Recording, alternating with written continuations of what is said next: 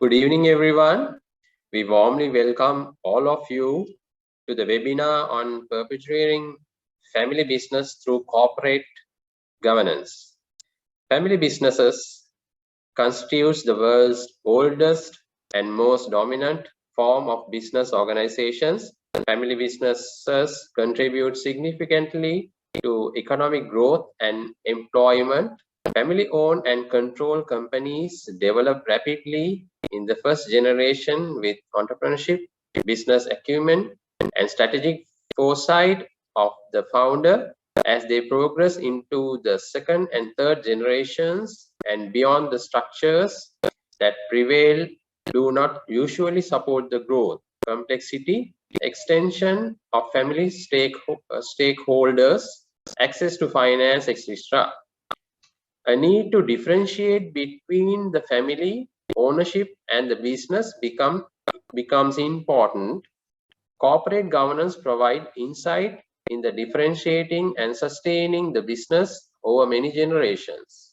This webinar intends to provide a forum to discuss how to ensure the continuation of family businesses through corporate governance.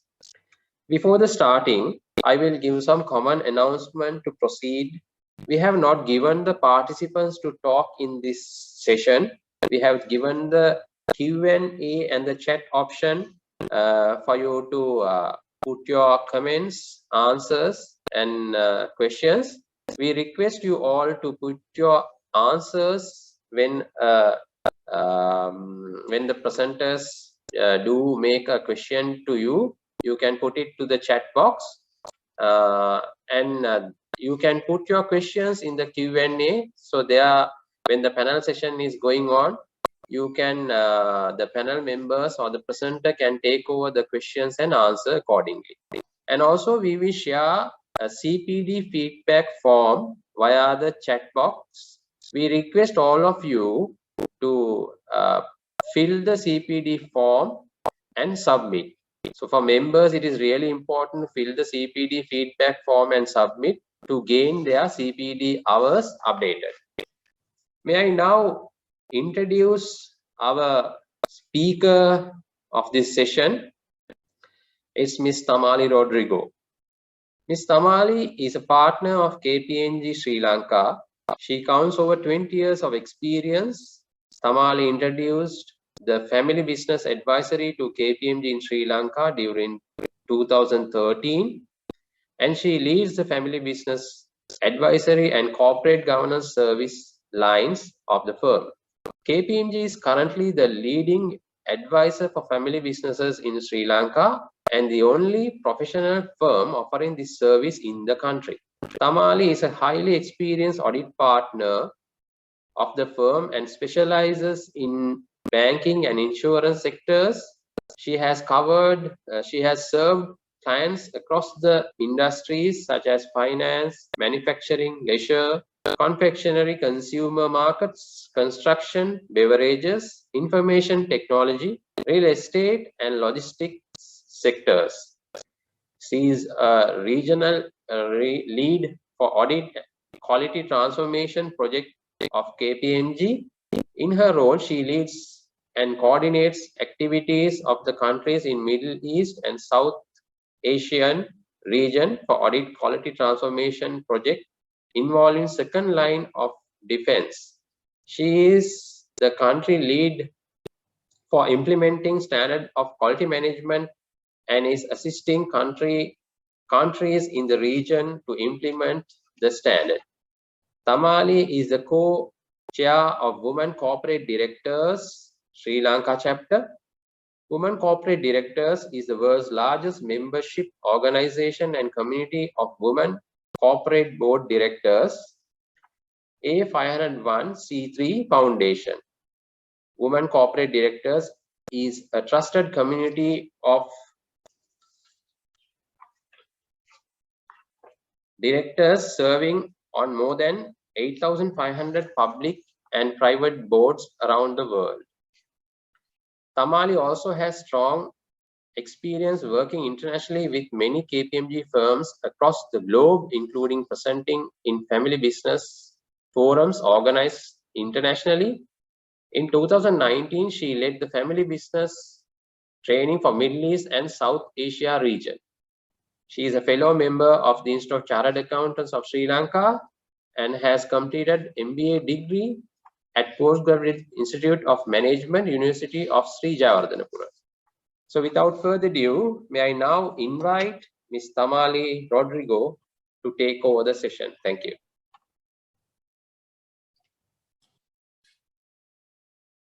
Thank you for that long introduction. Give me 2 minutes for me to share my screen with you.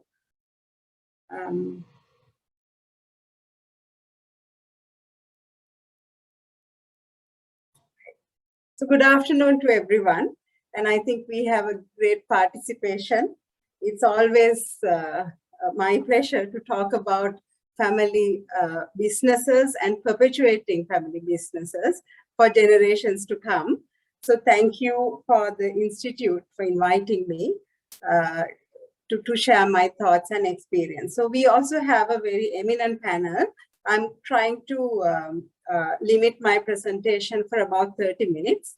And I will quickly take you through some of the concepts that I want to set the stage to hear from our panelists as well. So I want to I know our participants can't share their thoughts by talking in this webinar, but generally I just want you to start thinking of what is the greatest strength in a family-owned business. If any one of you would like to share your thoughts in the chat, please do so. But as we are starting, what I'll do is I will quickly, the greatest strength in a family-owned business really is the family's support for the business. Now, this is proven through many surveys. In fact, our recent survey that we carried out, 83% believes that a family business will survive an economic crisis. We are experiencing that even now. In fact, family business model is a great way to do business, even if you consider the competitiveness in the market, mainly because of the long-term view that the family takes, especially when there is crisis. So that's the reason why usually family businesses, because of the long-term view that they take, they go through the crisis situations more effectively. And apart from that, usually when it's a family-owned business, the commitment, the attachment, and then the higher purpose that the family demonstrate to be part of a family business also is a reason why that family business becomes a greater business model to do business. But if you look at the other side of it, the greatest challenge to carry on as a family-owned business is really retaining the family's support for the business. That becomes a significant challenge. Now, but what you need to understand is, if you look around, I mean, if you on your way back home, and even some of these names that I've put on screen, all these household names are family-owned. These companies are family-owned, and most of these businesses had remained in business for many generations to come. If we take our country also, some of the large corporates are really family-owned. So we need to understand how these entities are figuring out how to stay in business, though people say it is a challenge. There are 3 key elements that most of these businesses who had survived through generations had addressed. I'm going to spend some time with you explaining each one of these so that I can set the stage for our panel discussion. There are just 3 key elements. One is family, the other one is business, the other is succession. So if we understand each one of these, you will, objective is try to give you some idea what areas to consider if you want to perpetuate under each of these key elements. So let's look at family first. If you want to understand the family dynamics in a family-owned business, in a family business, the roles in a family business is something that we need to understand. So we know we have family, we have ownership, which are owners, and then we have management. So this is the famous family business model, which some of you would easily relate to. But why I'm showing this to you is it's a very easy way to understand the people involved in a family business model. So it's not just three. You will also see these intersections, and all these are people who's involved in a family business. If you look at, and this, if you understand this model, it's easy to understand the dynamics that comes along with it. Very quickly to demonstrate it so that I can ensure all of you will understand. If you take family in a business, family business, there could be family members who are not in management, who are also not owners. You also would find family members who's in management, but they may not be owners. Then you will also find family who will work in the business, and they will also be owners. So they will be wearing all the three hats. Similarly, if you take owners, there are owners who may not be part of the management, who is also not part of the family. You will also could find owners whose management, but they are not family. So likewise, there are various roles in a family business model. Now, one of the key issues really is that most of the families, as they grow, the number in this model multiplies as the generations grow. So that is something that we need to understand. And then there is one more question that we need to understand is, what do you think all of them have in common? There is just one thing everyone in this model has in common. That is, all of them have needs and expectations from the business. So it's important to take a step back and understand, is it really wrong to have needs and expectations from a business? The answer is no, because you need to have expectations and needs from a business. That is why anyone wants to be part of a business. So that's perfectly fine to have needs and expectations. But in relation to needs and expectations, one key thing is that we have to understand is what will happen if you don't tell each one of these people what to expect and what they cannot expect. What they can and can't expect has to be understood by the people in this model. If you don't clearly communicate that, what happens is each one of them in this model will start pulling towards their direction for their needs and expectations, and the family business will tear apart. So the simple logic of why the family businesses don't continue into generations is in this whole little explanation that I gave. So let's try and understand, what are these expectations really? Expectations could be millions, but the magic of it is that, we can narrow it down to just 4 key topics. One is management, the other one is income, the other one is control and ownership. So most of the expectations, I would say all of them, could be narrowed down to just 4 of these key topics. And then what needs to happen is people in that model should understand what could these expectations be, and we have to clearly communicate and set right expectations. So what I'm going to do is spend some time on each of these topics and then give you a quick clarification so that we are clear as to what are these, each one of these topics are. So if we take management, you will find there would be various expectations and questions surrounding management in a business. There could be like, will I get to work in my family business? And then who should be the CEO or the managing director? And one would wonder, why can't I be leading the business? Or why not my son or my daughter? Or then some people have this understanding that it should always be the family that should be leading. So none of these expectations are really wrong, but what's important is family needs to understand that management, especially when it comes to management is not an inheritance. So management has to be for the people who are suitable and capable of managing the business. Now, what happens is this generally, there is a confusion between management and ownership. And if you feel that you're a dominant, so automatically there is confusion in family businesses that I see based on my experience.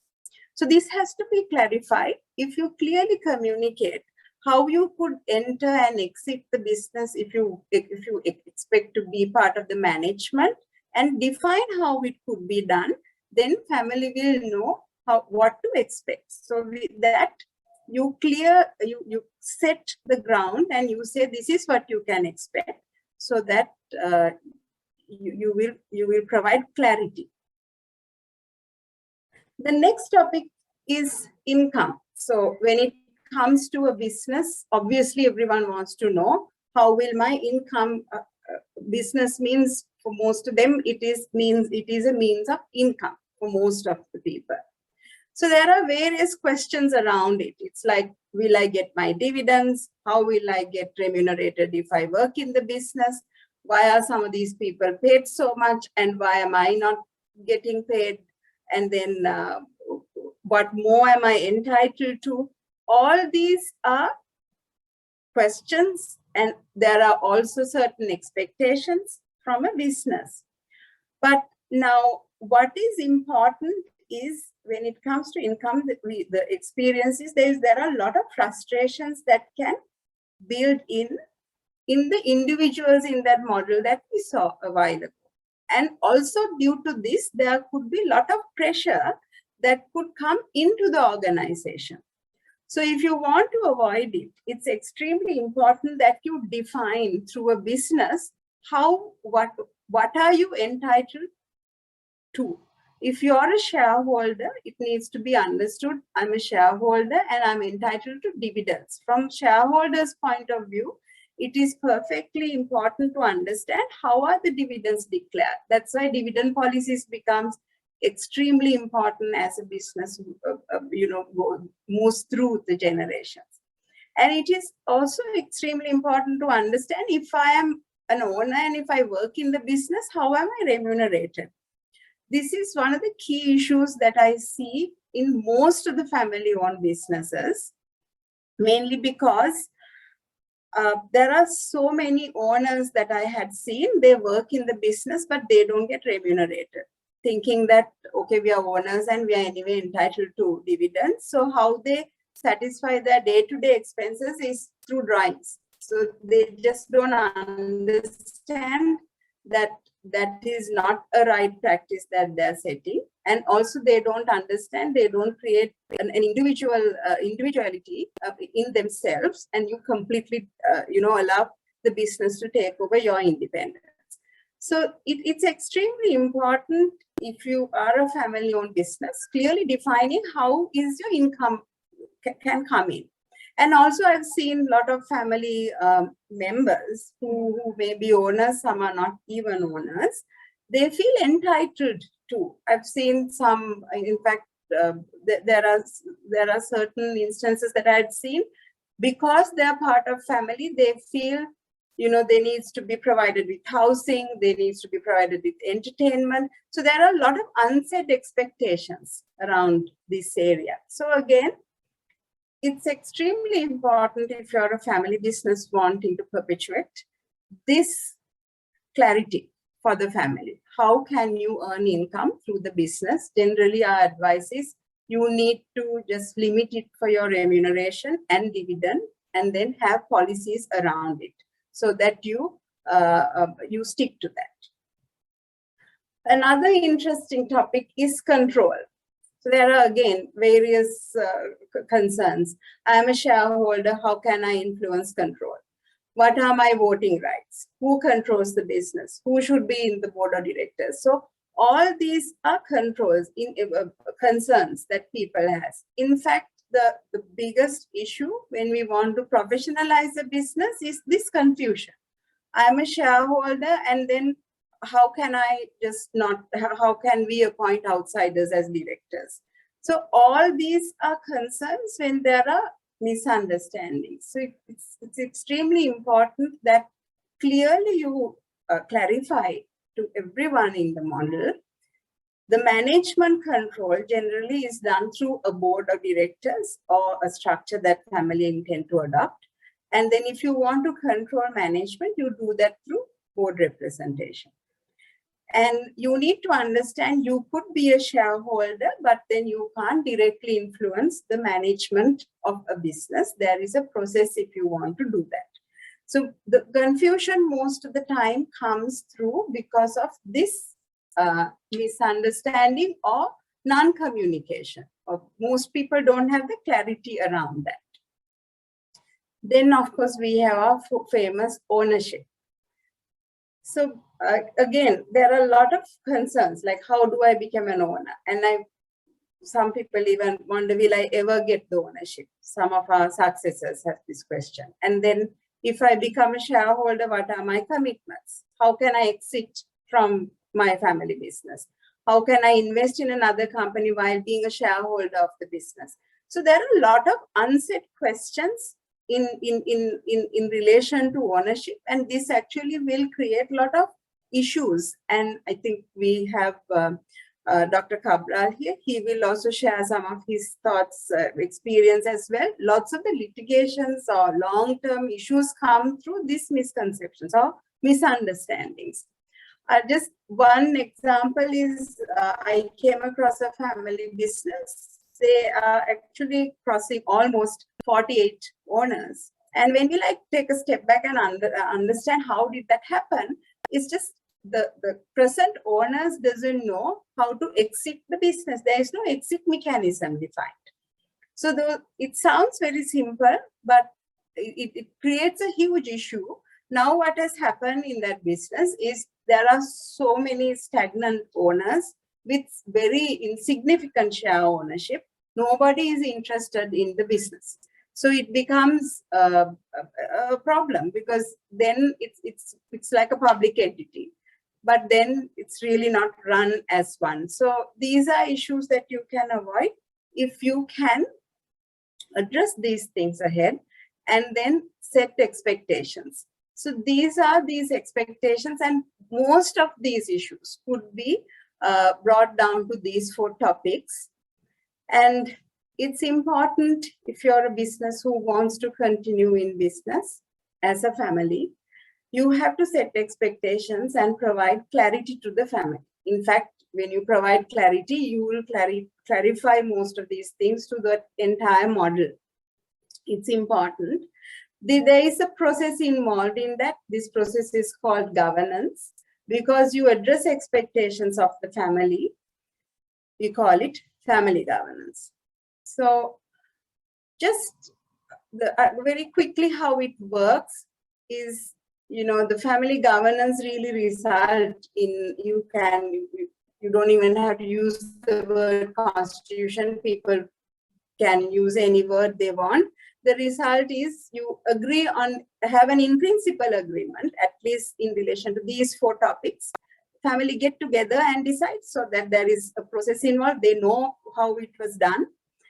And this is a very holistic, in principle agreement that generally families get together and define. And this is not a legally binding document. What you can create a legally binding arrangement is a shareholders agreement. So how generally families do is they carve out the areas such as how you can enter and exit the business, things like whom you can sell these shares to, that is the exit mechanism. And if you become a shareholder, what are your rights and duties, even the dividend policies, how can you be part of a board part of what are your rights to be part of your board of directors. All these could be taken out and drafted as a shareholders agreement, and this can be a legally binding document. So that is how the family side of things needs to be addressed. What you need to remember is all what is missing in the trick or the formula behind holding the family's support in the business is clarity. And you have to provide that. If that once you set expectations, family will know what to expect. So most of these issues could be avoided. The next element, of course, is the business. So I generally would like to explain it this way, and it could be faster and easier, and I know a lot of members are joining in as well. So we all are familiar with the cycle. It will grow, it will stagnate, and if you don't regenerate yourself, you will hit the decline. But if a business can't do that, so you don't allow a business to stagnate for too long, and you will keep growing. So this is kind of the business life cycle we all can relate to.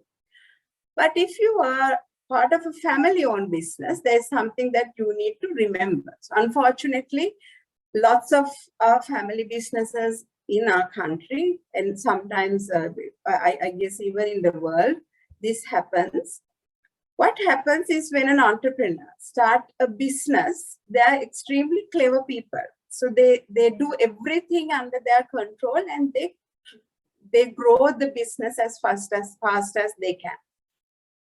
And sometimes the founder grows the business, and it growth stage continues even with the first generation. But there is a particular point that the business really overgrows the creator's capacity. The biggest issue in a family business, in my experience, is that lots of the business don't identify that they had overgrown the creator's capacity. So without their knowledge, they stay stagnant for a long time.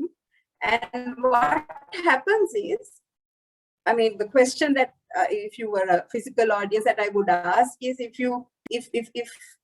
you are leading a business without a real capacity to run a business of that size and which is really large, what happens is there are 4 key issues that we have identified. And as a result, most businesses around what we see are stagnant, and lots of them identify it either when their cash flows are suffering, or when, especially during economic crisis like we are going through now happens, it becomes too late. So let's spend some time. What are these 4 key issues? When somebody is trying to manage a business which is too large, that it is overgrown their capacity, the first thing that suffers is the leadership. That means the decisions that the leadership make is not appropriate for the organization, and implementation is not effective, and you don't solve problems on a timely manner. So when this takes place, what happens is the company suffers. You don't make the relevant decisions. You don't implement. Even if you have an idea, you don't implement or you don't follow through, and you will identify problems too late. So you don't solve them on a timely manner. One example that I can cite is very recently, there is this business that we're working with, and it's quite a large. They were the first movers for most of the some of the things that we use in our life. But unfortunately, this business is doing extremely well. But now the competition has started coming in to the industry. But it's sad to know that they don't understand that their people are frustrated, and competition is slowly picking one by one the good people. So they're still talking in their boardroom about diversifying into various other areas without addressing the key issue that they have in hand. So it is an example how you don't see when you lose capacity, or when you're unable to manage the giant that you had created. So that's one of the key issue. Is it starts with the leadership, because leadership lacks ability to lead the giant that they had created. Immediately, what will suffer is accountability. What happens is, when these issues come by, most of the time, the leadership is either the dominant owner or a couple of those owners, and they get involved in almost all decisions, although they say no, they don't, but indirectly or directly, most of them get involved in almost all decisions. So you lack the ability to hold anyone of your senior management accountable. I've seen so many high, very well paid senior management, like CEOs, managing directors, CFOs. They have excellent designations, but none of them has proper, none of them can make proper decisions, because they are being influenced. And after some time, what happens is they stop making decisions, and they get their owners, or those dominant leaders, owner managers who's in the business, to make those decisions. And it becomes a very easy task for those senior management also, and it becomes a habit. So you don't really create that culture in the organization to be accountable for those decisions. And very often you will see there is no role clarity. Although you have large designations in these organizations, no role clarity, because there is always overriding. Somebody will override your decisions, or after some time, people will, stop acting in their roles, and they will get the owners themselves to make the decision. So as a result, the retention suffers. That's one of the key issues most family businesses face. You can't retain good talent, because if you don't have role clarity, if there is no proper accountability, good people don't want to spend too much time in organizations like that. So it's this issue needs to be understood as a family business if you want to grow. It's great to create a large entity, and you will always have that pride and honor with you, but it's extremely important to understand at which point am I losing my capacity to manage the giant I have created. It's important to understand on a timely manner. If you don't, it is your business who will suffer. So tried and tested answer for this is, you have to somehow try and see how you could have a proper board of directors if your organization is of that size, and that will immensely help, because corporate governance, how it facilitates growth is, corporate governance really means for me it's another word for proper leadership. So when you provide leadership at the top level, you make right decisions, and then there will be follow through for those decisions. So the implementation is followed through, and then problems are identified and solved on a timely manner. So when you create that culture in the organization, you have to create, along with proper board structure, immediate thing that I've seen when we set up boards, immediately you create accountability in the organization. So all those designations that you have in place will understand, now I'm not accountable just for one or two or three people that I've identified. It's a board that is together, and I'm accountable for that structure. So you can't create accountability if you don't define who's responsible for what, and then you will bring in role clarity into your organizations, and then automatically you will facilitate retention. So this is something that is extremely important if you are a business. First, identifying, have I overgrown my capacity? And it's important that you become that you figure that out, and then if that is so, one of the solutions that one could think of is try and introduce corporate governance practices and see how you could professionalize that as much as you can. The next element is about succession. Now, before I move on to this slide, there is a misconception that I see, a very common misconception. Lots of the families in business misunderstand the difference between the ownership succession and the management succession. These are two very different things. You could decide to be an owner and decide not to be part of the management. And generally, ownership is an entitlement, or it's an inheritance, but management is not. So we are going to talk about management succession now in the next slide, because ownership succession really is an inheritance, and you can address that through a shareholders agreement, and we discussed that earlier. So this misconception has to be, that's why I just wanted to clear that to you.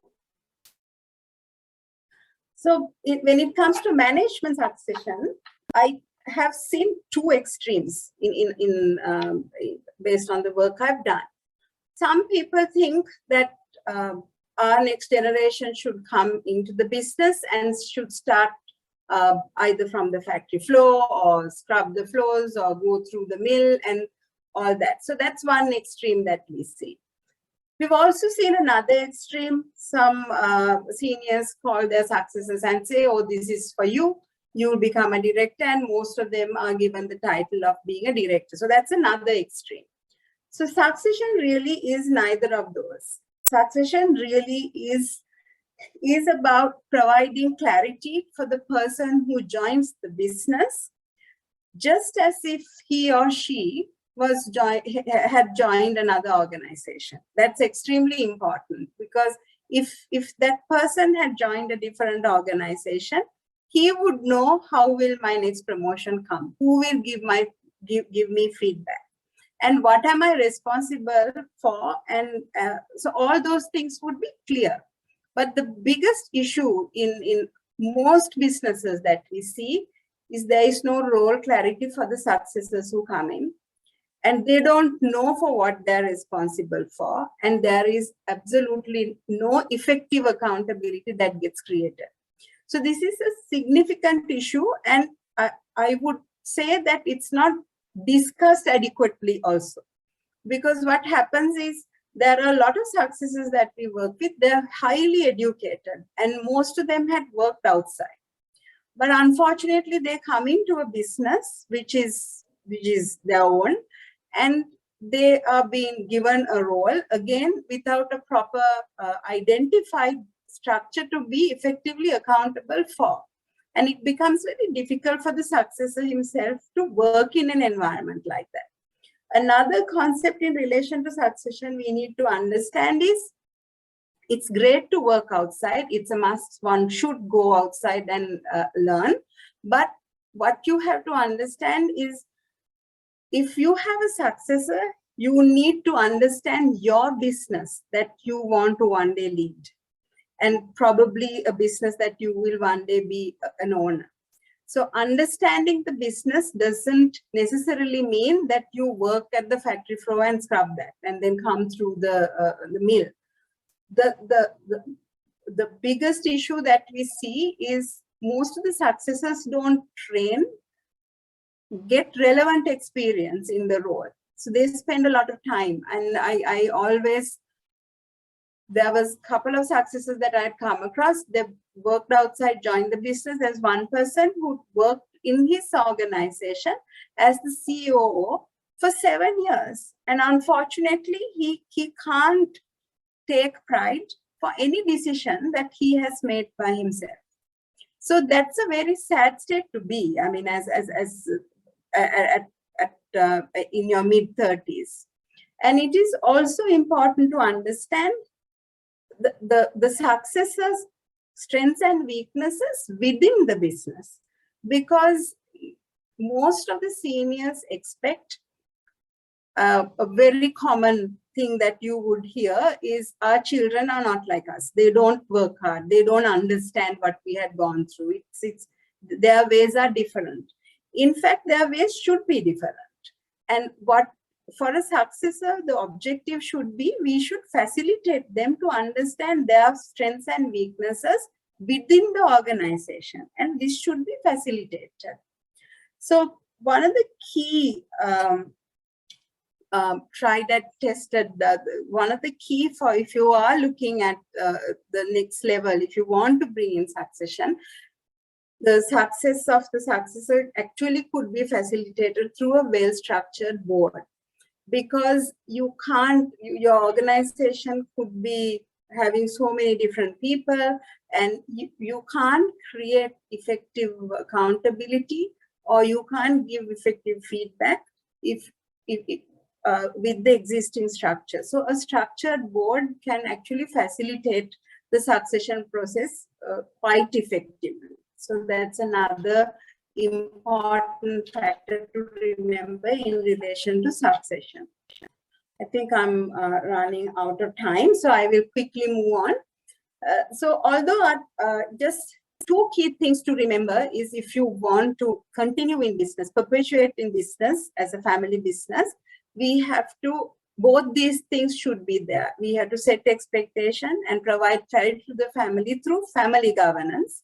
And we have to facilitate business growth, and we have to enable succession through corporate governance. So both these things, matters should be addressed. So corporate governance don't really stand alone. Family governance goes hand in hand, because an unsettled family can bring in issues to the business, and unsettled business can never hold the family's interest in the business. So corporate governance and family governance are very important factors, and both will have to be given equal importance. So this is very quickly how it links. Generally, we call it the family balancing point. When you go through, you can have a family balance through a family balancing point. And then the enterprise balancing point always is the board of directors. So this governance model is generally underpinned by various family constitutions, shareholder agreements, board charters, clear roles, job descriptions, authority matrices. All those things are part of this. The whole, this is just one model. And if you are a family business who's looking to perpetuate in business, these are some of these aspects that I would suggest that you consider. So I think I've kept to time, about almost 30 minutes and slightly more than 30 minutes. That's about it. I'm happy to take any questions along with the panel. Thank you, Mr. Rodrigo. Now, the floor is open for the panel discussion. Today, our moderator is Mr. Asita Talwatha, Chairman of the Corporate Governance Committee and a past President of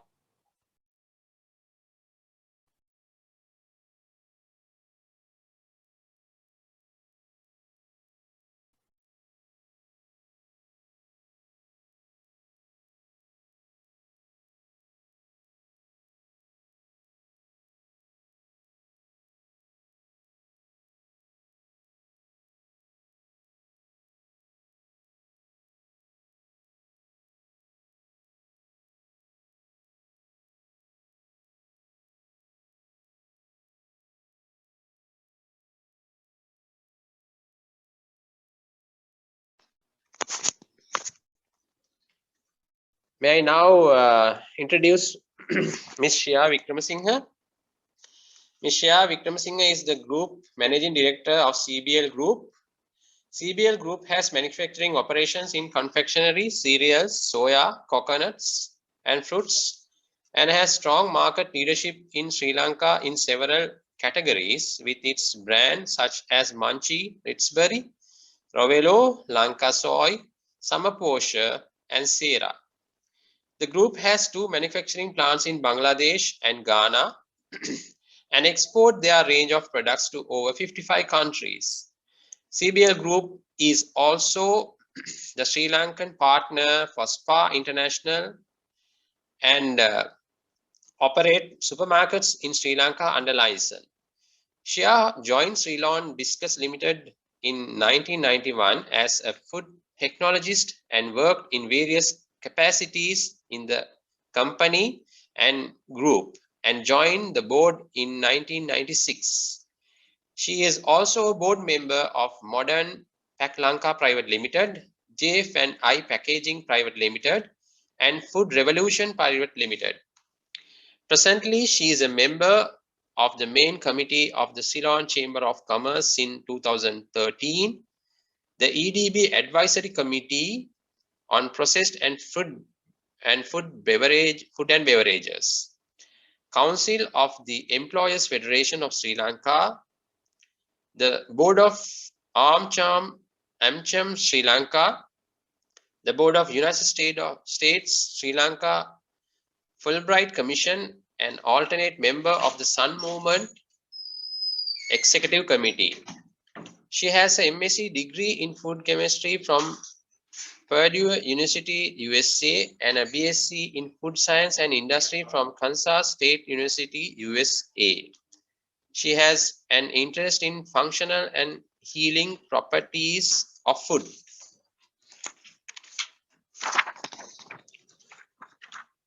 Now I will invite Mr. Harsha Cabral and introduce him. Dr. Harsha Cabral is a presidential counsel in Sri Lanka with 35 years experience in the field of commercial arbitration, company law, intellectual property law, commercial law, securities laws, international trade law, covering both civil and criminal aspects of the said areas of law. He has been a president's counsel for 16 years and commands an extensive practice in the commercial high courts and the Supreme Court of Sri Lanka, and has 15 attorneys at law working in his chambers. He holds a doctorate in corporate law from the University of Canberra, Australia. Dr. Cabral is a fellow member of the Institute of Chartered Secretaries and Administrators, UK. He is also a former sitting member of the International Chamber of Commerce, ICC, International Court of Arbitration in Paris, and a representative member of the Federation of Integrated Conflict Management, as well as a representative member of the International Commercial Disputes Tribunal. He was the founder board member of the Sri Lanka International Arbitration Center and was involved in the drafting of the Arbitration Act number 11 of 1995, the current act. And also we have for the panel Ms. Romali Tudave. May I introduce Ms. Romali now? Ms. Romali is currently the General Counsel and Executive Director at Tudave Brothers Private Limited. She counts more than 9 years experience in the field of company law, corporate governance, securities legislation, government securities regulations, and IP legislation. Ms. Romali started her career with Deloitte London in 2012 as an analyst in forensic and dispute resolution, and prior to joining Tudave Brothers, she worked as a commercial litigator and advisor in Colombo.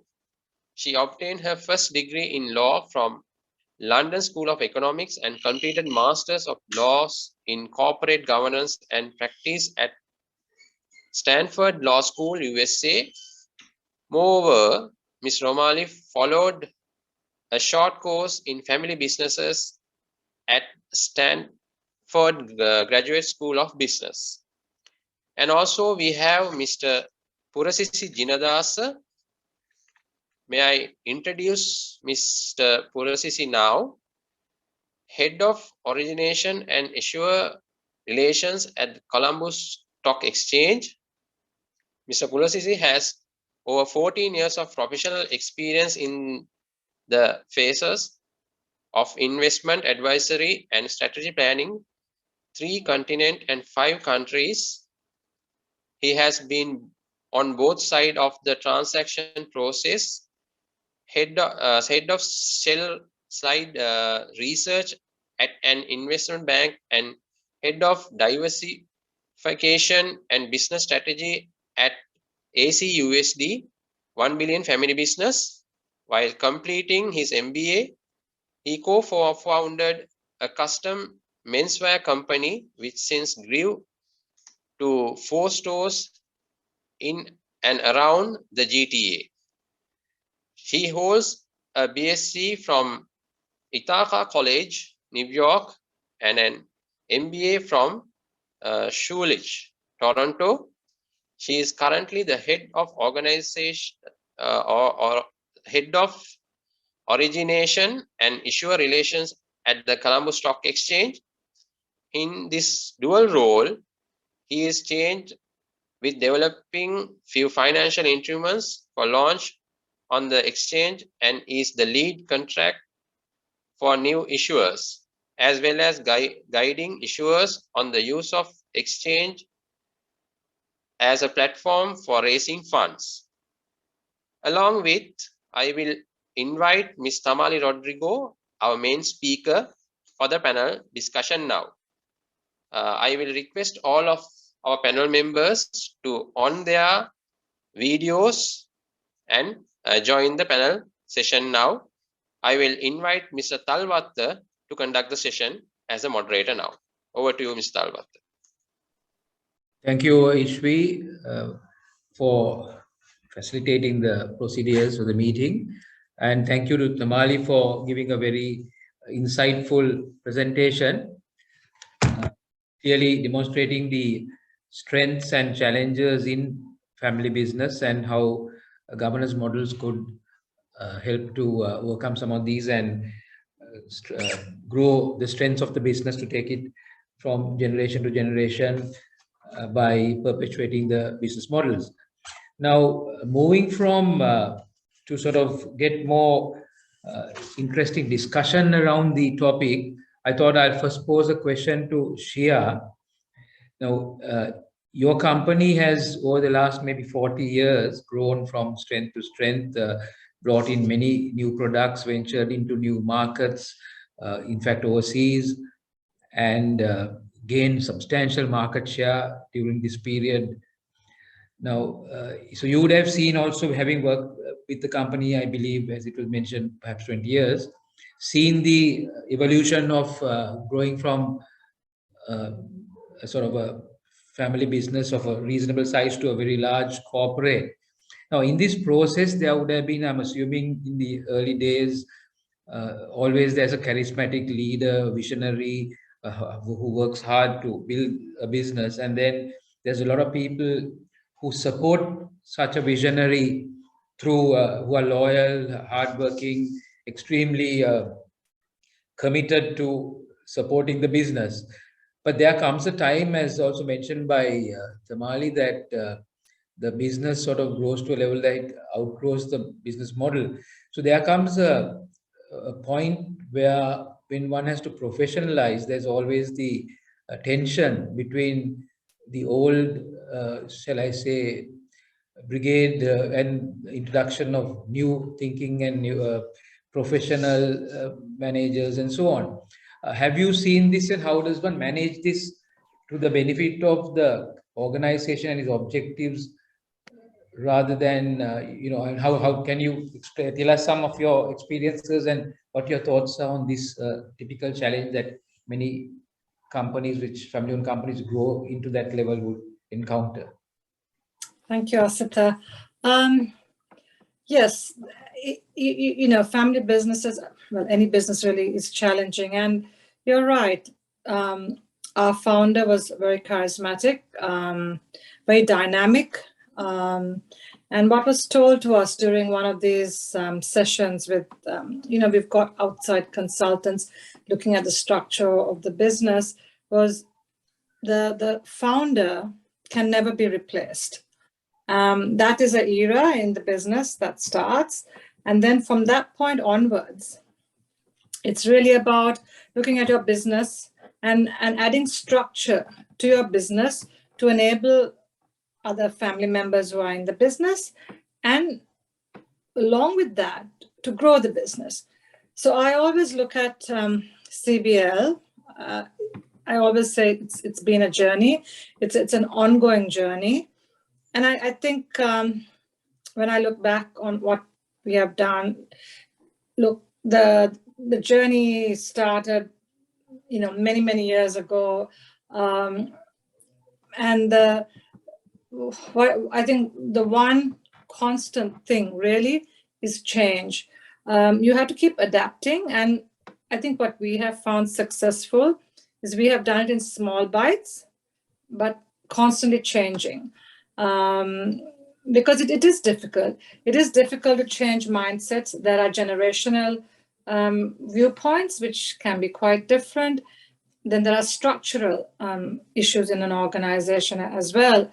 When I started working, for example, at Ceylon Biscuits, we just had one company. And then soon after that, we added another legal entity. Now we have probably over 15 legal entities. So structures become more complex, and you need to constantly work, see the challenges and adapt. And it is not like, you have multiple viewpoints on this.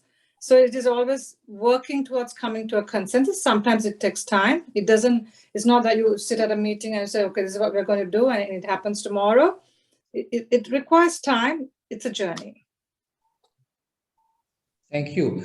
You have also been, although not listed, you have ventured to invite independent non-executive directors, several of them on your board. What sort of prompted you to do that, and how do you see the advantages and support that you get out of these external directors and personalities of feminines whom you have invited? So again, if I look at, when I first joined the company, our board meetings used to be a formality. We knew exactly what was going to be said, and it was just to have those minutes. And from that point onwards, when we started growing,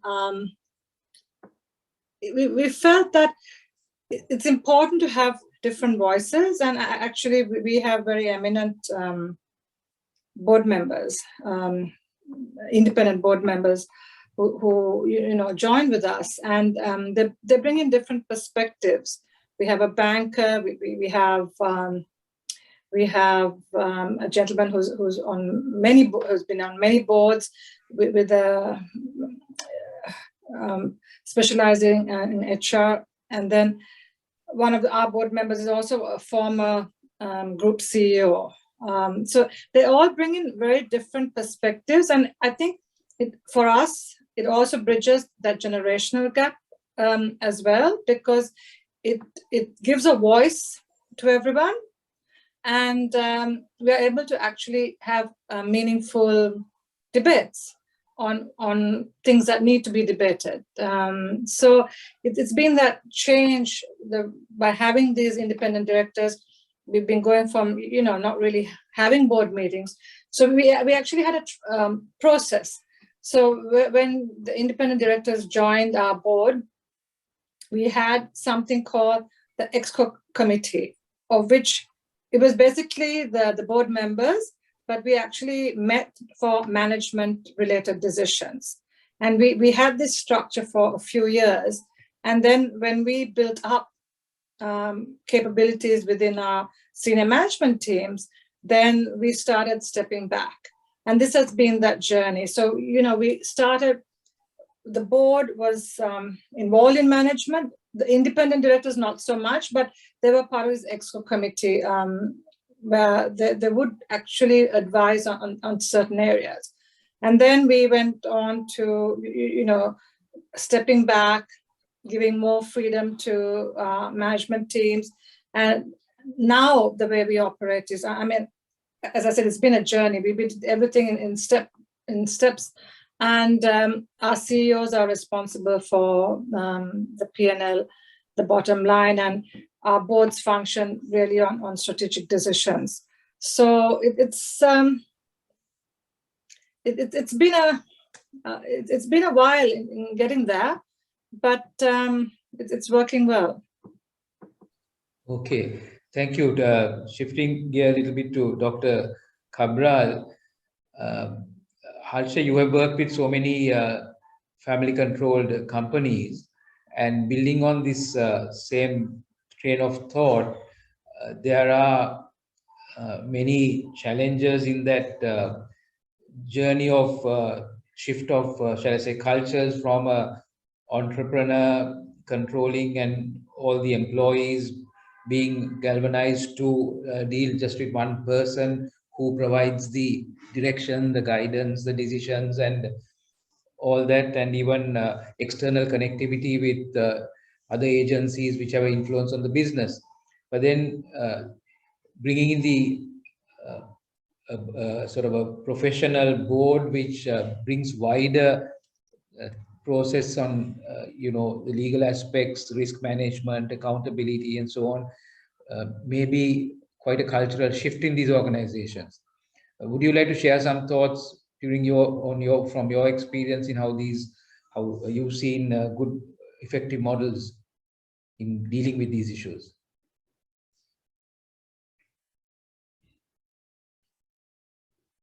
I think you're on mute, Harsha. I think Tamali covered a major area. It's a brilliant presentation. She covered almost all the main issues that are involved in family companies. And Shia dealt with her own experience in one of the companies. I'm sure Romali will have a similar story, having worked in and involved in companies like that sort. Now, the issue is, I will start with a little example. Well, this is something I tell all my friends and relations and clients. Say, if you have to leave your own wealth for your family, right? You leave it in a last will. So if you don't do it properly, that's the creation of a bigger problem. You might have built up a major load of assets, but then, say for example, you give 2 sons 1 house, then you're creating a problem. The problem is created by you, because I've handled so many in my past experience as a corporate lawyer. I can tell you, I've handled so many cases with regard to family companies and issues. So I know exactly what the issues are. So that creates the issue. For example, the senior members would know, in the 70s, I think Tamali gave the word, clever entrepreneurs, right? If you look at the 70-77 regime, who were the clever entrepreneurs? There were the Dasas, there was Badiveta Singh, there was this few giants and like Jnanams, right? Now, they were very big. What happened to some companies and how did some companies survive? Because Shia very correctly said that you can't replace the pioneer who started it. You will never be able to find such a person. Now, we have seen Navalokas and a whole lot of the pioneers who have started great businesses with a lot of sacrifice. But then again, I mean, if I take the example of Dasas, what a economy they built during that particular era, right? Unfortunately, the professionalism did not continue. Well, one man is brilliant, but then again, if you don't get the proper professional management involved, this is what Shia said.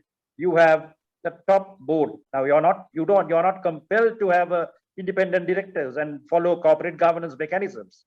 Corporate governance has started from Cadbury Commission and followed through in Sri Lanka as a mandatory code and a voluntary code. Your private companies, family companies, unless you're listed, you don't have to follow. But what is corporate governance? That is good governance, in proper management in governance. So you are free to follow all those mechanisms. But then how do you do it? I'll give you an example. There was one particular company where the father started it as a sole proprietorship, made it a partnership, and then he brought in his sons and made it a company. Now, his practice was, now he took it to a different level, and the sons also took it to a different level, very big operation. And then what happened was the female members of that family, as you know, were dowried off. This was the traditional practice those days. So they never got involved in the business. So the three sons were handed over the business. Now, unfortunately, in the old man's last will, he had given that particular building, that was a big building in Colombo, and ground floor for the younger son, first floor for the second son, second floor for the third son, and a common stairway. The showroom was on the ground floor. The mechanism took place in the first floor, and the employees lived in the second floor. So this was all great, went to a different level. They bought up properties behind and, went to a very, very big level. And then when these boys get married, then problems come. Then with the children. So now these boys say that, the father never wanted the girls to come into the business. So we went on. These type of cases are very, very difficult to solve. You go to court and the lawyers try to settle, the judges try to settle. It's so difficult. We just can't settle. Outsiders we can settle, but not family businesses, family problems. And they're still fighting, and they'll basically kill each other, sort of. And the other lawyer once suggested to me, can't we in the article say that the girls can't be shareholders or directors? I said, no, present day and age, I'll never be able to. At that time, there were three lady judges in the Supreme Court. I said, well, I'll be physically kicked out of court if I suggested something like that. So you have major problems. You create such problems by making these issues. So that's why I always said, keep everything clear cut. Now, how do you keep it clear cut? Right? That is your articles of association. Your articles of association, because you can do business by way of a sole proprietorship, by way of partnership. Then you have in the Companies Act, we don't have a separate category called family business. It's either public listed companies, then public companies, then the private companies, then the single shareholder companies, then the guarantee companies. And under the private companies, you have this. There are very few examples, and Asita knows. I can give you the example. Old Mr. Jnanam, he did it in such a way, he separated the three businesses to his three sons, one to handle cement, one to handle asbestos, one to handle roofing, and they ventured into different areas. They grew as they go along, right? Became public listed companies with control. So now when you become a public listed companies, your shareholders agreements go out of the window. You can't have private agreements in. So as long as you are a private company, there are benefits. Okay, it's a private club, but make sure that you have professional management. You have the best management, as I think Shia gave the examples also. How do you bring in professionalism? Because sometimes the old mechanism would not work unless you have a proper plan. You say, okay, in 5 years or 10 years, we'll go public. So when you go public, you can't have all these issues like I'll be the lifelong chairman, so on and so forth, right? That you can do as long as. So if you want to keep it private, if you want to keep it that way, then you must have a proper set of articles. You can have in addition, you can have your shareholders agreements, and that specifically spell out everything, but bringing professionalism, management. The best word I think Shia used was professional management.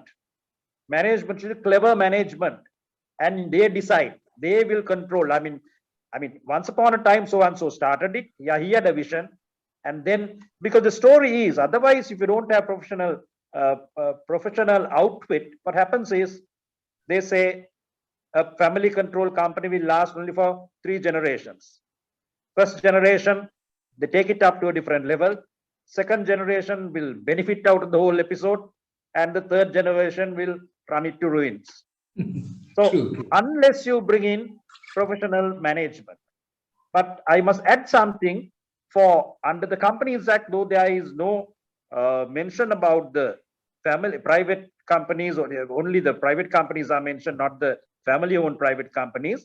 But there are certain benefits in certain sections, especially section 31, where for private companies, if there is unanimous shareholder approval and there is a list given in schedule 2, you're not bound by all those. You don't have to go through the normal harangue of getting things done. Then under 170, the annual accounts, you need not file it if there is in a private company, if there is unanimous agreement with the registrar, unless requested. So there are a couple of, then 144 of the Companies Act, the circular resolutions. If you have more than 85%, you can do away with the physical meetings and so on and so forth. So there are a couple of benefits that they do inure to the private companies. But overall, if you want to maintain a particular style of business in a particular organization with the vision of the man who started, you can have, there's a question to ask whether the shareholder agreements can override the articles. No. Articles, generally shareholder agreements are subsequently brought into the articles. You can't have a conflicting shareholder agreement overriding the articles, because if you override articles under 188, yeah, that's a section specifically in the Companies Act. You can't do that. That is the directors are liable for not following the articles. So the idea of running a company, a family-owned company, to the next level, as you see a couple of examples I gave you, the best way is professional management to be brought in. I was impressed when she mentioned about the non-executive directors brought in. Why do you bring in non-executive directors? For their expertise. Asita, you and I are on several boards. We know what we bringing to the several boards, where the management will not cross our path. If we say don't do this, they will take it. Just because someone else started and did it for them, well, times have changed. And I think Tamali gave an example. Well, even your own children will have different attitudes. Maybe you build an empire for them. They will think, okay, I don't want to manage 2,000 people in an organization. I might as well send this company and go and invest it in the stock market, or the London Stock Exchange, or the New York Stock Exchange. So you must have a proper path in place and have professionalism if you want to survive in the long run. Thank you, Dr. Abdul. Some very useful thoughts came through, which we can discuss further with the other panelists as well. A point that I picked up is interesting. You're talking about the person's will, in the sense that everyone will is very well known and everyone does think carefully and structure a will. But a question to Tamali now, the founder, the charismatic founder that we've been talking about, now to yes, all of them would structure a will at some point, but then when we talk about the family constitution and so on, in your experience, have you seen it coming from the founder's generation or later on, and how does one engage the founder to start thinking of a family constitution and allocation of shares and so on, rather than wait for it to be part of a will, for instance, and create more conflict within the family? What has been your experience in dealing with these?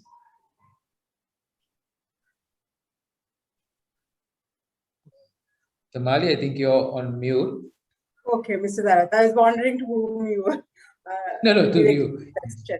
You want me to Right. just rephrase a little? No, it's clear. Just, I think you wanted to know whether at the founder generation, in which generation these topics are taken for discussion? That's the question, right? Yeah, more typical where the founder sort of perhaps decides which person to bring in and doesn't provide that level of clarity for whatever reason, because maybe they think that, you know, they get to a level where they believe that they are the sole decision maker and so on.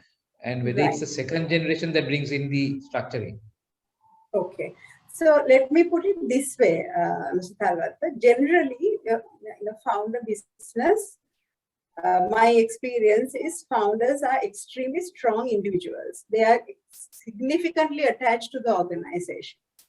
And the majority of the businesses who think of family governance and corporate governance are generally is after first generation and in the second generation. But that is not the idea. Unfortunately, what happens is because founders are significantly attached to the organization, they find it difficult to understand the benefits that can come through professionalization. So as a result, and also while the founders are present in an organization, it generally goes through that growth phase. Usually, that's what I've seen, as long as the founders are present. But some instances are there while the founder is there, the business grows quite significantly, and that capacity that we were talking about, it overgrows the capacity of a founder. Then if a business sees a stagnant point, then there are also instances that they're looking at it. But what we need to remember is, if you can structure a business while the founder is around, that's the best time to do that. Because it's the founder who knows the nitty-gritties and how he built it. Like Shia said, you can never replace a founder.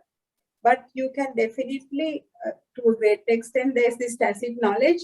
The only way to take the tacit knowledge out is while working with them, right? So if you can start structuring while the founder is there, that will become very successful. But unfortunately, at the founder generation, it's very few who decide to do that, because the attachment with the business is significantly high. But generally, the common time that you have to start looking at is at least when you're in the first generation, because that is where the business hits that level of growth. And also that's the time when the conflicts start coming in. And also you need that level of professionalization to business growth and of course the family governance. Thank you. Now, talking of the little bit more on the constitution, maybe I'll draw in Romali. I think Romali, your companies that you represent had already established family constitution. We might like to hear from you what prompted you to do that. And if I may venture to ask, I think you all had a recent untimely demise of a charismatic family leader, and how you dealt with it in those circumstances in the succession part of it. If you are happy to share with us some of the, I know it might be a bit of a inclusive question, but if you don't mind, it will be very helpful to the audience. Sure. So our journey actually began with Tamale and KPMG. So they started restructuring us in 2017. If you're looking at my own personal journey, quite a lot of it into corporate governance began because of that exercise. So in that process, we actually learned what it means to run a family company. And what we don't realize is the models that we look at it is perhaps not the best suitable models to consider how you can run a family business. So if we look at models where we think the shareholders are entitled, like quite a lot of what Tamali was saying, to become employees and the company should serve the shareholders, that would be a short-lived entitlement, because companies have a natural growth curve, and once they start failing, then that model no longer works. So for us, the biggest eye-opener was that there were these corporate governance structures that not only govern the company, but it could also help to govern the family. And this is an aspect that we hadn't given attention to before this process began. So what we did in this process was talk about our shared vision, what we wanted the company to become, our group companies to become, and the processes which we had to put into place to achieve those things. In this exercise, I think I'll explain again the different structures we have used in our family business. So for example, Tamali touched on ownership and control. Now, if you take the Tudave family, there are two sets of identified companies. One would be the Tudave group of companies that come under construction, and the other company would be Durden's. So this owner management model works in the opposite extremes for these two companies. So if I'm explaining it a bit more, the model that we put into place with KPMG in 2017 is a model where ownership and management is directly proportionate and very strong in the Tudave group of companies. So the family are share owners, and management is also majority family. So the direction of the company is decided by the family. But if you take our ownership at Durden's, the family has majority share ownership, but we don't have control of the company. That company is left to be controlled under the corporate governance rules of listed companies. And they have their board with their independent directors, and it runs separately. So in our family council meetings, we don't consider the management of Durden's. That's run in an entirely different model. So these are two different ways that families can use to structure the businesses that they have. And what happens with corporate governance is that the family policies and the business policies go hand in hand. And that's what we've learned in this process. A little bit onto my personal side, once I started understanding a bit more about corporate governance, my early understanding of company law was, again, very limited. It was limited to shareholder primacy. But the further we move along from it, as Dr. Harshakarbha will say, shareholders have very limited rights under the Companies Act. In fact, their rights are so limited, it's astounding to family members that they don't have a lot of control technically under legal regime over the company.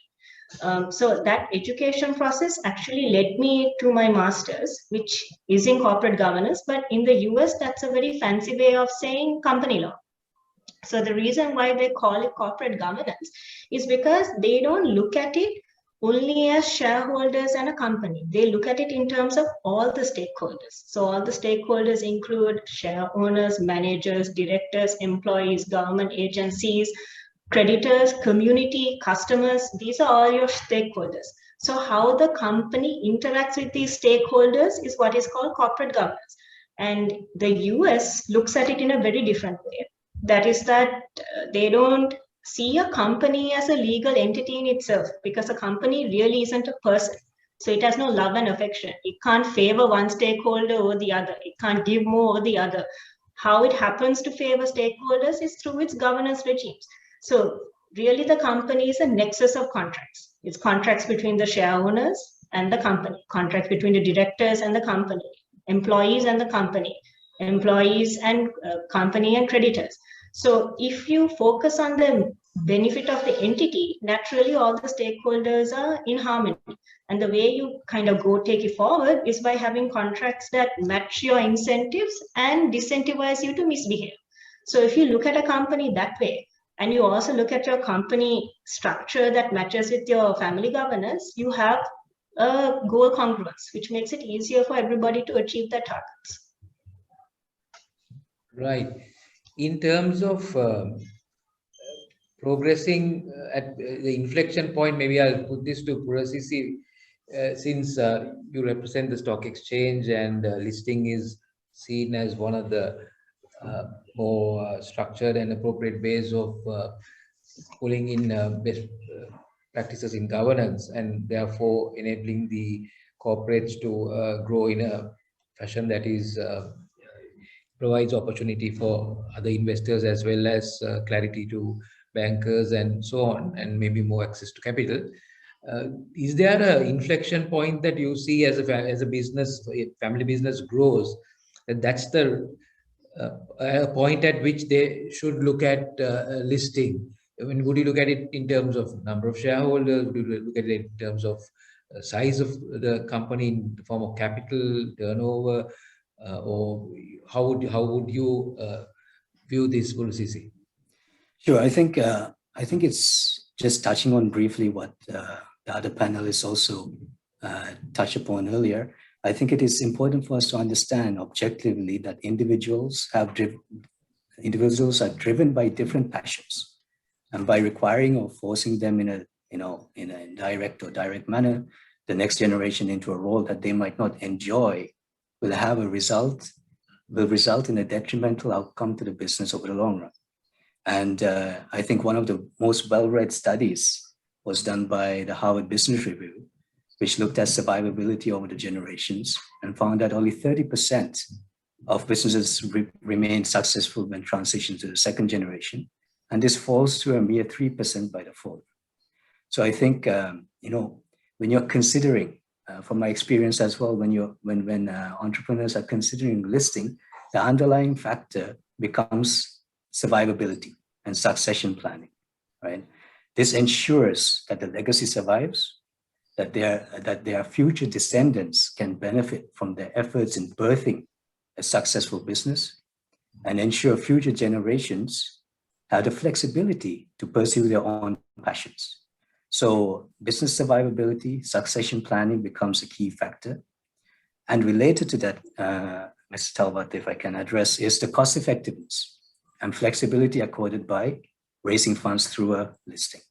Now, traditional methods also requires a fixed component in terms of repayments, but going through an exchange, there is no such requirement.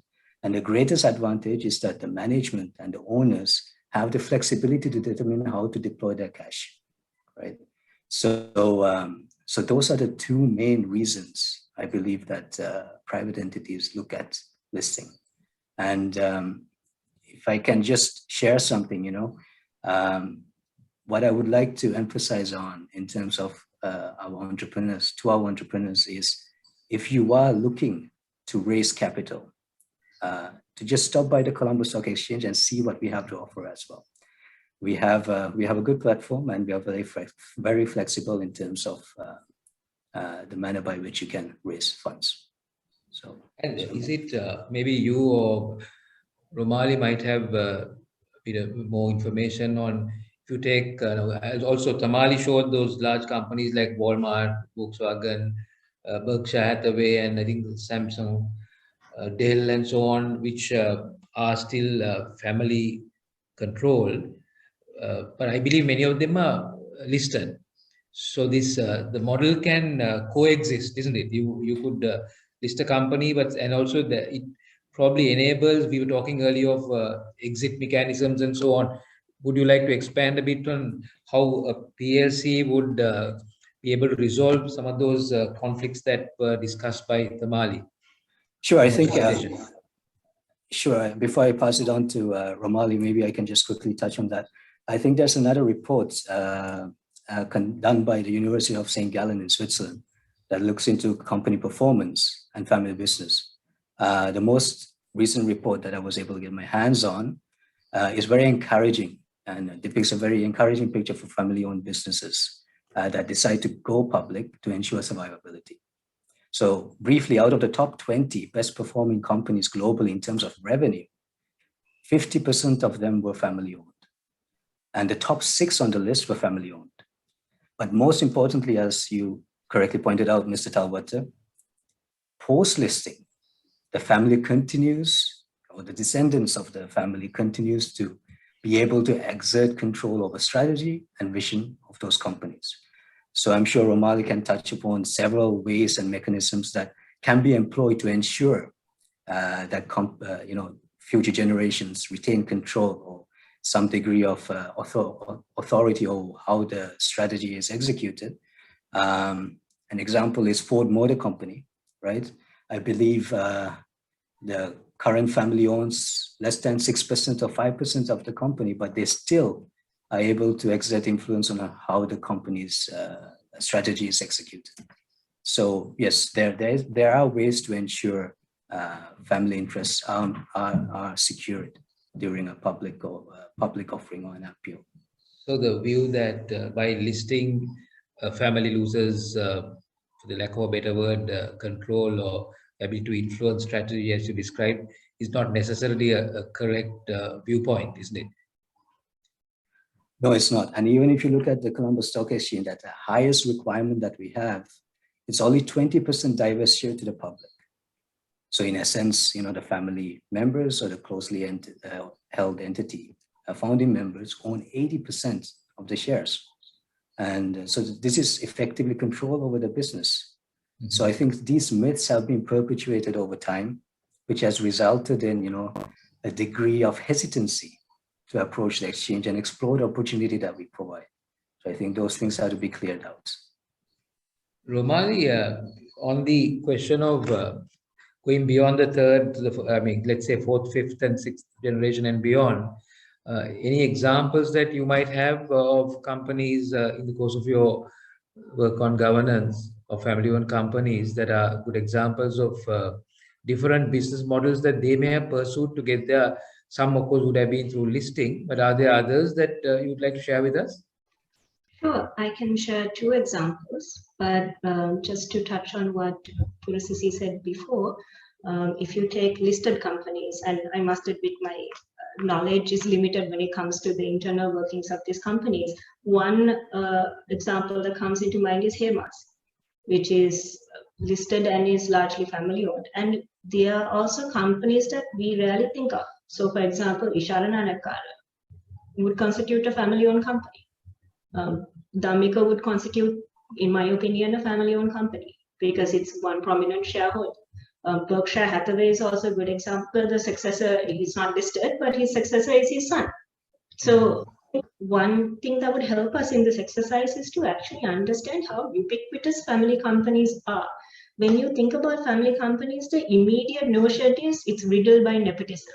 They don't perform well. This shirt sleeves to shirt sleeves, and as Dr. Harshakabra says, by the third generation, everything goes. So I'm the unfortunate third generation that has to face it. But the shirt sleeves to shirt sleeve concepts explain and give a very realistic, but still a very pessimistic view of family companies. So if I can just explain why facts, as Purasisi said, why they're very important is because 70% of incorporated companies in the US are family companies. The family companies in the US is responsible for 49% of their GDP. In Europe, it's actually higher. In Germany, 79% of all incorporated businesses are family owned. In Spain and France, this is estimated at 85%. In certain segmental industries, including construction, the number of family-owned companies can go up to 99%. In fact, one of the examples I'm going to use as a family business is Vector, which is the largest construction company in the US, which is a very diversified segment.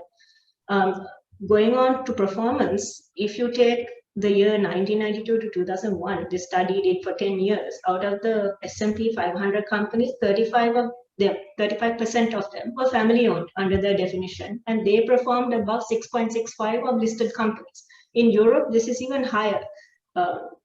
Family companies outperformed widely held corporations by 16% between 2001 to 2006 under the Morgan Stanley Capital International Europe Index. So family companies obviously have a competitive advantage. The Bali touched on quite a few of that. So I think one way that we can benefit in this exercise is not to limit ourselves as to what we consider family companies. They don't have to last generations for us to consider it a family company. The definitions are fairly wide. And when you look at it in that scope, quite a lot of our listed companies are family owned.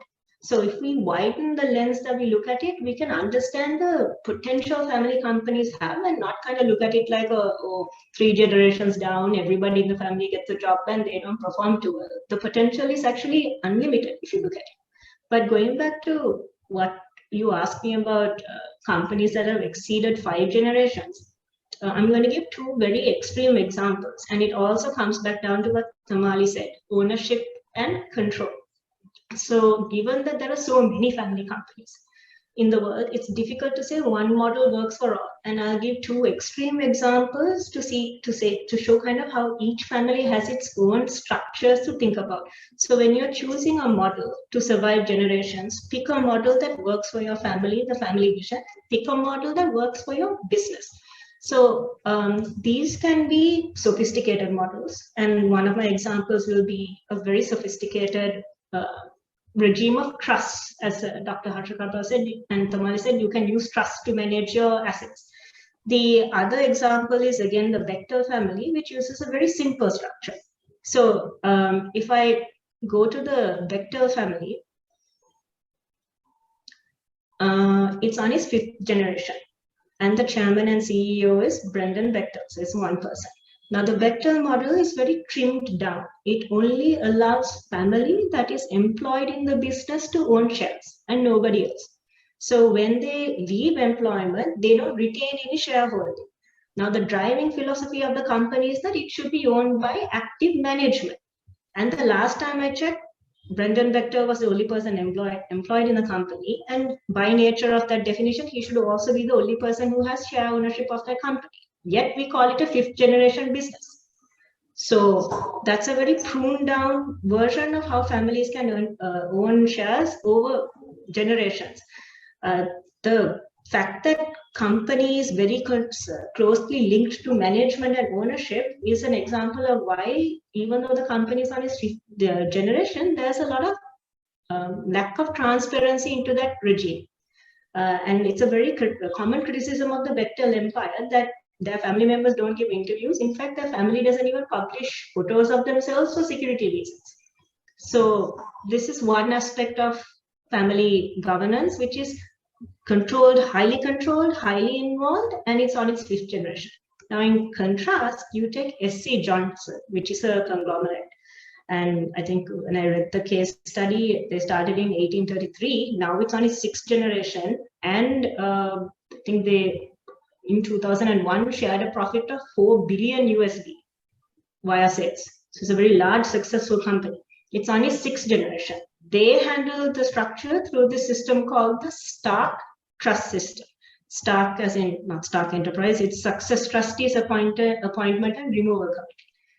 So in the 3rd generation, what happened was their 2nd generation founder suddenly died.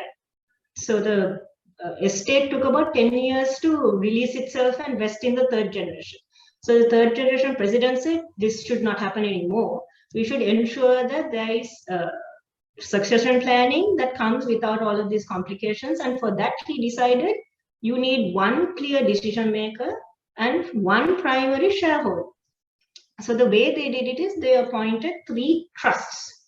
So these trust instruments basically took into consideration what the family wanted. One is the income trust. That means that trust distributes dividends annually to each family member, each family line, and the dividend distribution is equal among the generations. So that's one unique structure of this income trust. The second trust is the voting trust, which holds the majority of the voting power of the business. Now, the interesting part is it has no equity power. And this voting system is handled by one trustee. So only one trustee decides on the voting power of the company's strategic decisions. The third one is the family trust, which holds majority of the economic share, and they distribute shares to each of the family members equally or unequally according to them to ensure that family harmony and unity is met. Now, this is the 3 trust system. On top of that, they have a committee to appoint the trustees. And the committee is appointed by a majority vote. And it's a mix of family and non-family advisors. Then they have a separate foundation to convene conferences for their family, where they educate you on corporate governance. On top of that, they have a family business council. And they have a family office. So this family office gives members services of corporate governance, tax advisory, personal secretariat. So this is an example of a very, very sophisticated model. And actually, it was advised in the 3rd generation by a very famous lawyer in the US. His name eludes me. He was also advising the president at the time. So a lot of thought went into this model, and it's on its 6th generation and quite successful. So this is another extreme example of how families can arrange their structures in a way that carry out their succession. Another extreme example is, I think we mentioned Japanese families. I have heard of 26th generation families in Japan, but their model is firstborn, oldest male, firstborn and the oldest male. So by that way, they've gone on to 26 generations. Now, can you call that a family company the way we expect to perform, where all the family members are included or not? That's again left for debate. So different models suit different families in different ways. Thank you. Interesting to see some of those models. Now, since the sort of objective of our discussion today is perpetuating family business, through corporate governance. I was wondering to refer back to Tamali, the presenter. Tamali, I think you mentioned, all of us want to see, is it, firstly, is it a fair statement to make that substantially all businesses start as a family business? I'm just wondering, just for argument's sake, because families often want to amass, if again lack of a better word, wealth to support the extended family. I mean, they want to provide for several generations. They want to provide for their, as Dr. Kabra said, whether it's to give the daughters in marriage or whether it's to have an income support system for the sons to continue, some active employment or work, and to support the elders in their time of need. So that sort of motivates this charismatic founder to build the business. Or on the other hand, is it that they have a idea or they have sort of a spark which comes up saying this will like an invention, innovation, or maybe it's a combination of both? I'd like any of the panel members to comment on what are the more motivating factors that prompts an entrepreneur, first generation person to build the business. The second is it the expectations of the wider family that creates the conflict and results in this third generation decline, which we spoke of earlier? Because the expectations are so diverse at that point, it can lead to fragmentation and so on, and disputes, and therefore the objective of growing the business gets affected by the personal interests of these families in terms of the return they get. So maybe I'll pose those questions first to Kamali, and we are trying to then, perhaps, while we can't solve all these problems in one discussion, Purasisi did give us a sort of directional solution in terms of one is the listing option. Then Dr. Cabral did mention about things like building the articles, clauses in the articles to bring about the clarity. So maybe, Tamali, since you're closest to the subject, can I pose some of these to you to articulate it in a manner that we have a good takeaway from the discussion?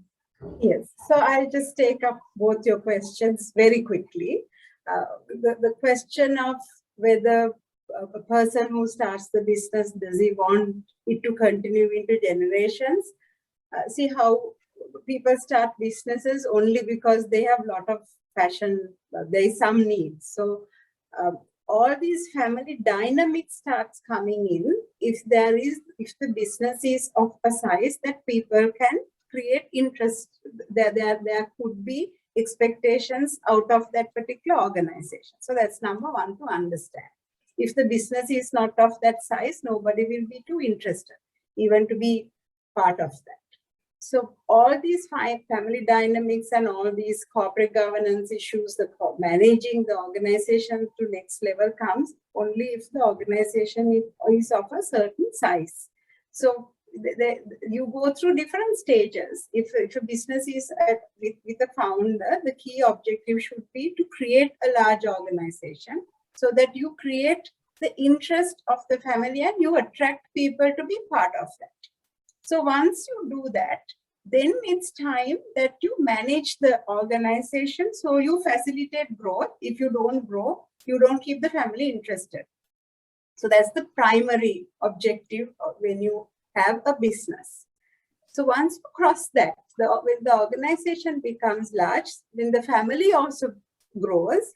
Remember our three-circle model, it's not only family.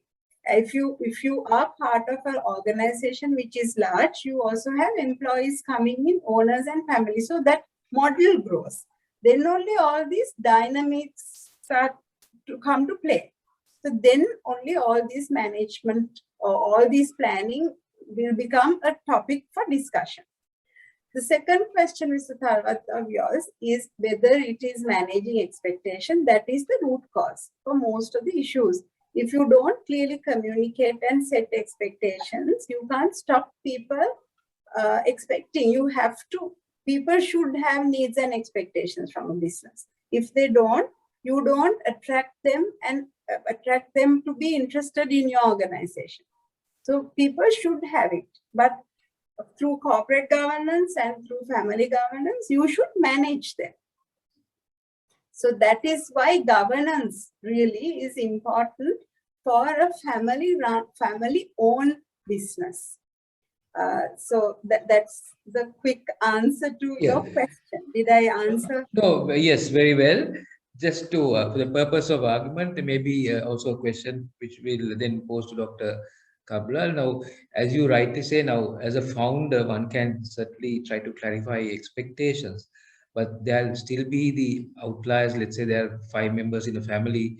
The middle son, let's say there are 3 sons and 2 daughters, might feel that, no, why does the eldest get the lion's share or the youngest get the lion's share, and why am I expected to? And they will heckle and try to, create issues, and the founder himself might now be embroiled in trying to resolve family conflicts than focus on the business.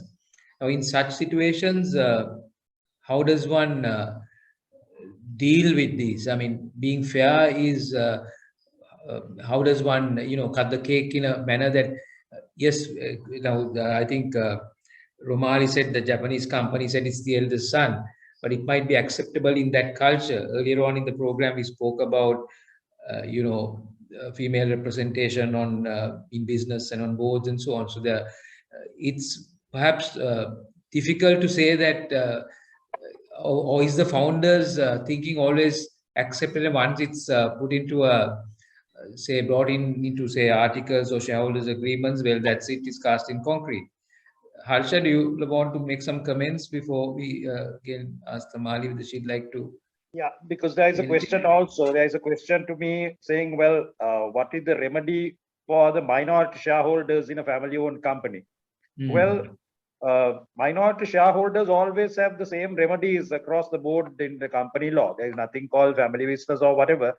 If you have more than 5% threshold, you can go for operation mismanagement under the Companies Act. So that those remedies are available to the minority shareholder. But now I must say the key word for success is professionalism.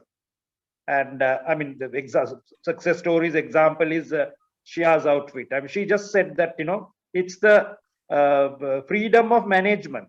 So you get a top quality board to run the place, and whatever the person who started the business will hand over to a professional outfit to run it to in a best possible manner with the best practices and so on and so forth.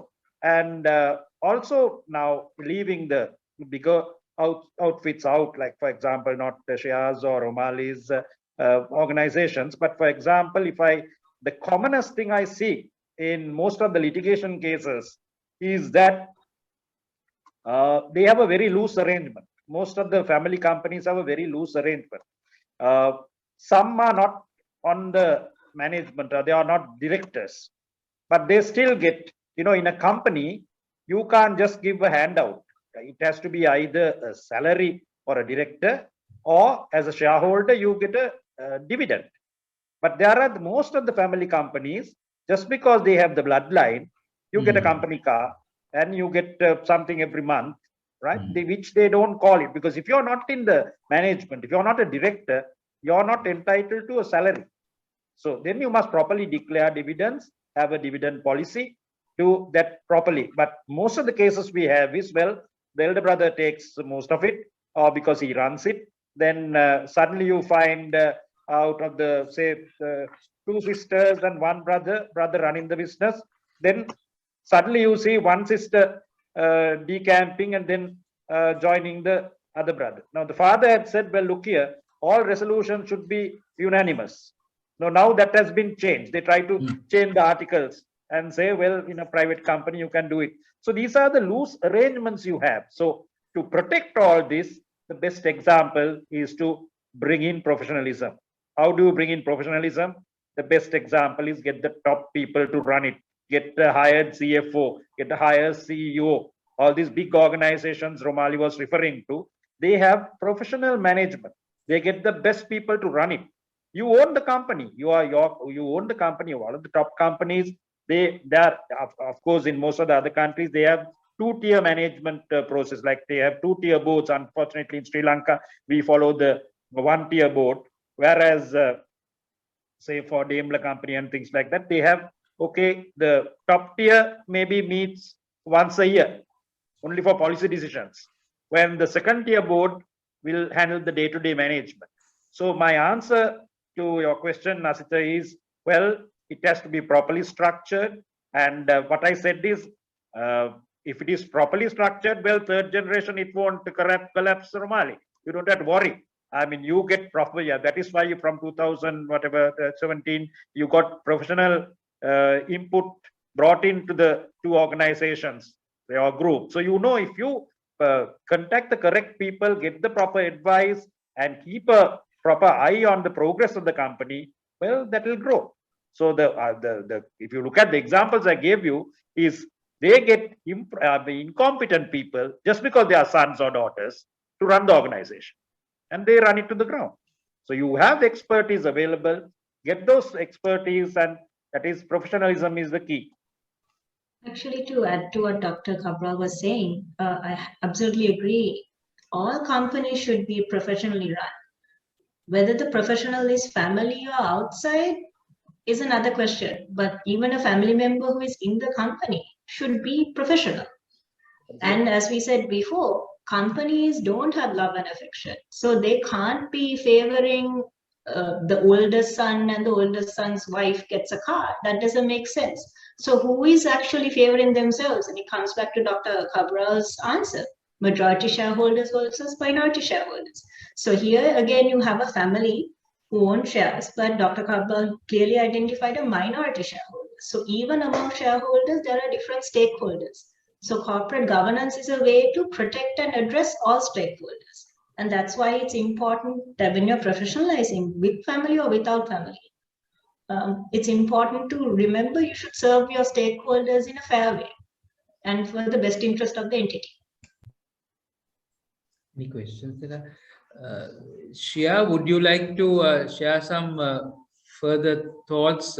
One of the points of view, I think, also expressed by presenter Tamali, was that family-owned companies take a longer-term view, and because of the fact that there is this, perhaps the perception I have is the desire to support the family into many generations, they take a longer-term view versus short-term profits, as maybe some widely held PLCs might be compelled to do in terms of getting their share price and the various financial indicators visible and on the presented in the media. So that is a very positive aspect of family-owned companies. The negative, of course, is this expectation gap and the conflicts and how to deal with them. But there are ways and means, I guess, of dealing with them, such as listing is one, and which brings governance into it. And of course, having the family charters and so on. Any views you would like to express from your experience in terms of what you feel is the right balance and the right direction for family companies as they progress beyond the third generation? Look, as someone said, all families are different, and one method doesn't fit all, and there are various ways. At the end of the day, how I see a business with a family or otherwise, it's all about people and leadership. And it doesn't matter whether you're family or not. I mean, you see companies that are listed that have issues. I think one of the, if I look at our organization, I think our success is one of our key focuses right from the inception is we have a strong sustainability agenda. When I say sustainability, it's not only about the environment, but we've integrated into our business a lot of core values and ideas, which right through from the time we started in 1968, I mean, I think that's kind of what courses through the veins of the organization. And I think it's important and I think this is where family businesses, I think, have an edge, and maybe why they do better is because you're not always trying to give shareholder value in terms of the bottom line. A business thrives when you look at the business itself and the opportunities to grow that business and make a difference with that business. Obviously, every business, the bottom line is important, but I think, and today, especially when you look at the younger generation of people coming to work, they want to work with in the company with a purpose. And I think you're seeing that more and more. And I think you see a lot of the startups that are coming out, there's always a purpose. And I'm not sure whether it is easier for a family-owned business to drive purpose as opposed to a non-family. I'm not sure. I don't think there should be different. Because again, I stress it's not whether you're a family member or not. Everything stems rests on leadership. And you can have all the structures. Romali's talked about many structures, but if that decision maker, for example, makes the wrong decision or looks at it in a different, it's all about people at the end of the day. And I think this is my view. Nothing is black and white. Everything is gray. And you navigate your business. Yes, structure is important. Structure certainly helps. It's important. Legal structure is very important. But yet I don't think it's ever black and white. And it's all about navigating the grays to get the best outcome for all the stakeholders. And I agree, it's not only shareholders. A company is responsible for all its stakeholders. And more and more, it is dependent on people. If you take our business, we can have the best management team, but if we are not making our customers happy, we're not going to have a product to talk about. So it's about embracing everyone. It's about embracing change and building something that's worthwhile. Thank you. Useful thoughts. One other quick thing I think we need to also draw it to a close. I realized we hadn't talked about, now end of the day, it's about continuity of a business. And as Tamali rightly pointed out at the beginning, the three circles, the family, the business, and the owners. So when we spoke about one way forward, we all try to develop ways forward and how family businesses could manage the dynamics over many generations and continue to grow and find solutions to support this process. So listing was one, but there are situations where the business is sold. There are situations where the business is fragmented, and there are also situations, of course, the other option was listing. I'm wondering whether there was any other thought. Yes, so he is, again, maybe question to Dr. Cabral and then to Tamali. Aren't these options? Because at the end of the day, we want a good business idea which was there, which has grown over time, and maybe it has outgrown the family's capability of running it. So if you list it's one model and you bring in more professionalism, or the family continues and brings in professionalism, as some we've talked about. The other is you sell it to a organization or a new entrepreneur who can take it the next mile. Any comments? Dr. Cabral, can I pose that to you first? And yeah, because every company must have a roadmap. So they will have to take a call at one point. Well, how do you want the future to be? Maybe 10 years down the line, 20 years down the line, because the people who are running it today may not be there.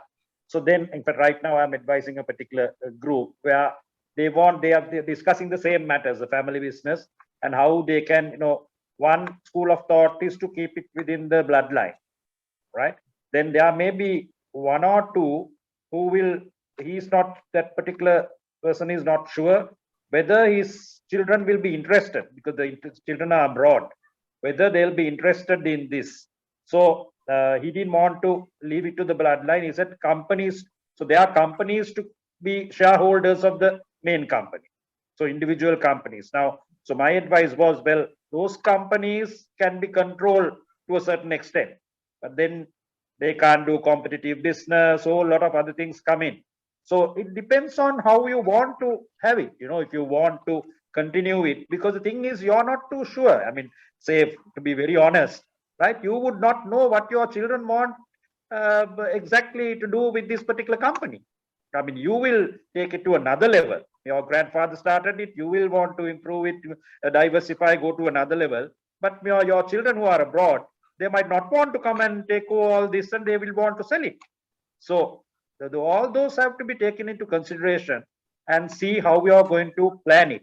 Well, if you go public, well, the control is, well, as to a certain extent, well, as I said, well, public float is there, but as long as you continue to keep that, well, how do you know whether your children will be interested in holding on to a majority share of that company? How do you know whether they will want to sell the shares and exit from things? So once you go public, that dilution will take place. Maybe you'll be able to do it for 5 years, 10 years, 15 years. So that is the risk of going public, because your control gets diluted. So depending on the other environment of the country. So it's a call you got to take. I mean, this is like the long in up to 1973, we had the law called fideicommissum. Your property could not be given out. After 73 only people could, if the 50-acre rule and all this came, there only of your family, your property can be given to your children, and they can give it to their children. So that it was within few families of Sri Lanka. So the whole thing changed. So maybe a public float can go up to 50%, depending on the government, right? So say another revolutionary government might say, no, public float must go to 75. So you can't, those are external factors. So, I mean, the best thing is, let it be a professional outfit and decide for the future. That also will, with professional expertise, how this company should go on. So, to Tamali, Yeah. is it, I mean, perhaps is a concluding comment which I'll call from you is, end of the day, if a great business has been developed and taken forward by an entrepreneur, and the family is at a point where they don't have the breadth and width and depth, if I could put it that way, of people with the skills to continue it. We would, from the perspective of national interest, and like Romali said, there are many contracts in this. It's just not a question of shareholder primacy, but there's other contracts with the employees, with maybe bankers, with regulators, with the minority shareholders, and so on. And this should continue in the best interest of all that, and the economic contribution that it makes towards the economy. So in that context, whether it is listing, whether it is consolidating control by one branch of the family, whether it's exiting to another enterprise which has the cash flows to buy it and grow it to the next level, would still be appropriate, rather than just protecting the narrow interests of a family. Is that a very sort of, shall I say, inappropriate comment in a discussion on the family business governance, or what are your concluding remarks on that, my proposition there? No, I think it's a very valid concern, Mr. Talwat. Let me put it this way. At the end of the day, what we need to understand is, if you have the answer in the word of family business.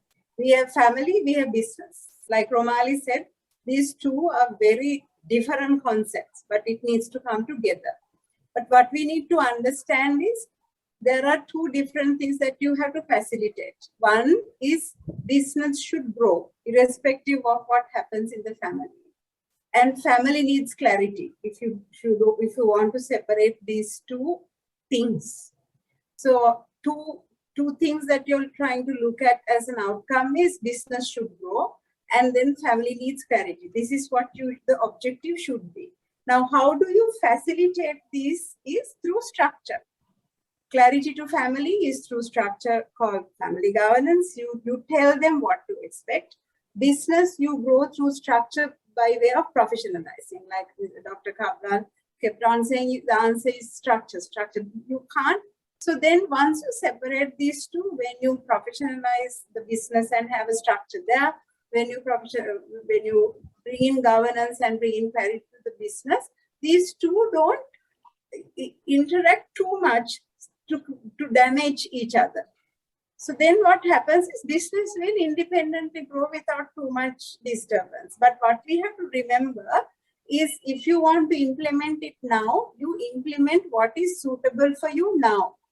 Stemming from what Shreya said, this should keep on evolving. What is suitable for you today is not suitable for you 2-3 years down the line. So you have to revisit it. And maybe how you, the clarity that you gave today to your family needs refreshing. So that's from family governance side. The business that the structure that you implement today needs to evolve to suit a different business that you have in a couple of years' time. So 4 things we have to remember. This family and business are 2 different things, but you manage these 2 through structures called governance, and that's the tool you use. And then these structures needs to keep evolving. It is not forever. You have to evolve because both these 2 aspects, the family and the business, the only thing that is permanent there is change. So you have to keep evolving. So that's the way. Thank you. Yeah, I know it's very interesting. I think I'd like to perhaps bring unless anybody on the panel has any further remarks to make, anyone would like to comment further on the discussion so far? Okay, with that, then I will bring the discussions to a close.